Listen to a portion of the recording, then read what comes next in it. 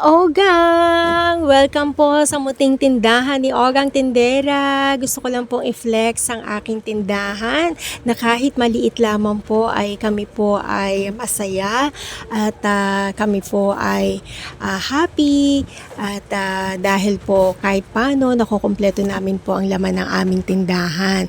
Actually ito lang po ang aming pinagkakakitaan at pati itong pag-YouTube at pati yung part-time ko sa barangay. At ang aking partner ay siya naman po ay naghahabal.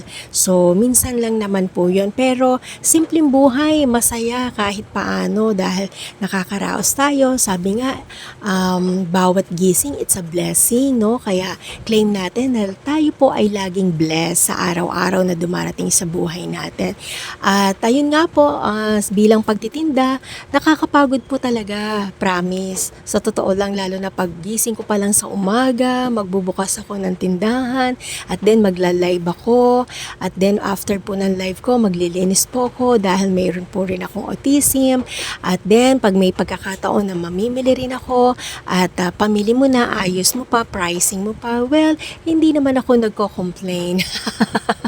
Ang sa akin lang, gusto ko lang i-share sa inyo bilang tindera na hindi po madali ang tindera, no? Medyo mahirap po. Actually, wala naman po talagang trabaho na madali. Talagang kailangan pinaghihirapan po yung ating trabaho. At hindi lang po tindahan ng hands-on natin. Siyempre, pati mga gawain bagay. Dahil nandito po tayo sa bahay at kasama po sa tindahan. Ang routine ko po everyday ay ganito po, no? Habang nagtitinda at minsan mayroon po rin po magbabantay ng tindahan ko, katulong ko yung aking anak, katulong ko yung aking partner, katulong ko rin po ang aking mother. Ayan, habang sila'y nakabantay, ako naman po ay naglalaba, minsan naglilinis. So, yan po yung routine namin. Routine ko everyday talaga. Sa totoo lang, guys.